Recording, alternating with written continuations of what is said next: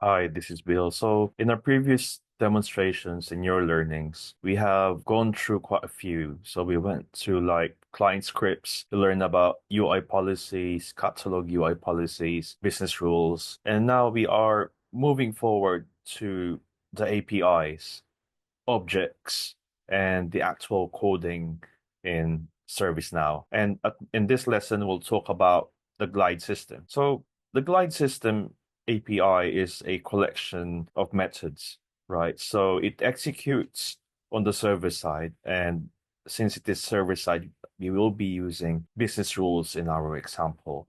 And we will talk about some access or system level information, right?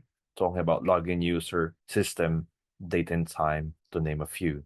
So what you're seeing in the left are the different methods using the GlideSystem API. And you can see it's under server global. And as we open, right, so there's quite a few categories that you can choose from. So I further suggest to drill down and read the documentation, right, on what the glide system could basically provide you. And as we scroll down, it gives you the object type, what is returning, and quite straightforward examples that you are seeing here. So you could basically copy paste the script and test it as you move along and get your hands dirty and also get more experience. So let us go to the instance itself. So I created this sample business rule and I name it glide system methods for easy to follow, right? And under you're using the incident table. So eventually what we did here is like we took the current time using the glide system object. So it starts with a GS, right? And what we're trying to do is get the beginning of current minute. And as you can see here, as I scroll over or hover on the method, right? So you could see that it's returning a string. And from there, as I captured it in a variable, now I'm actually placing it as an add info message similar to our previous examples. So eventually you see this as returning void and you could basically enter a string. So from this method here, we are returning a string. So they are on the same type.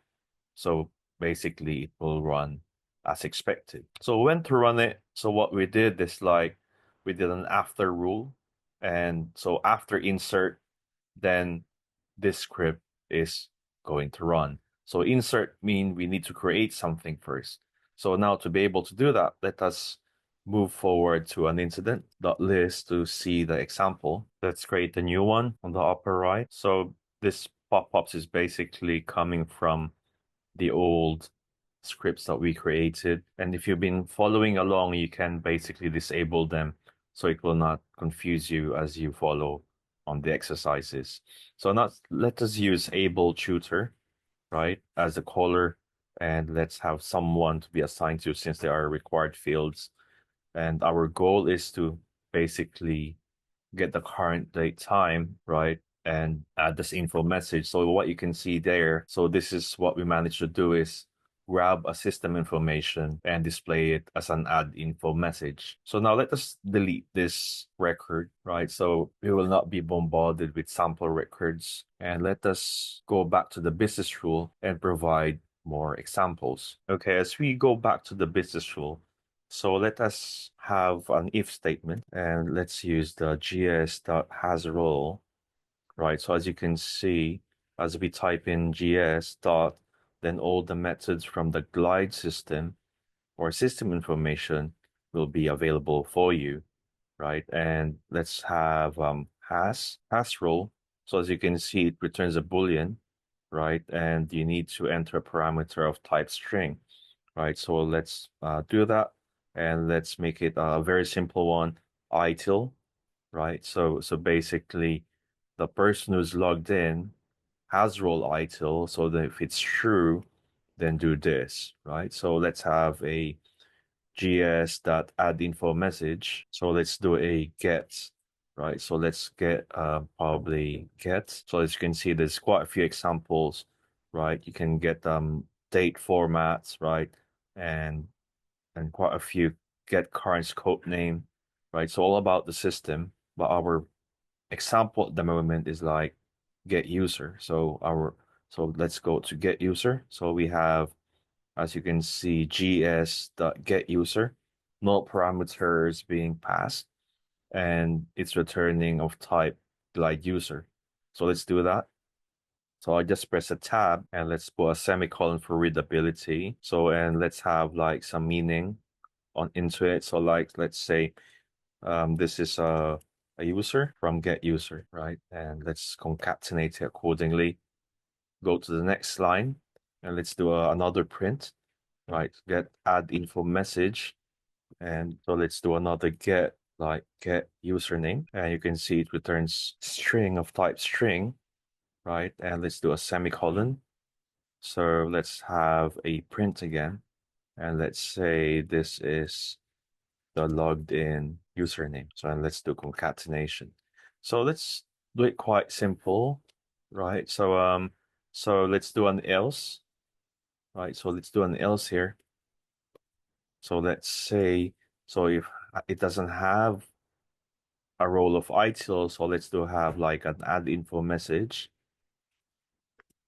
Then let's say the logged in user is not role ITIL. All right, so let's do a save and let's see and make sure if this work or not.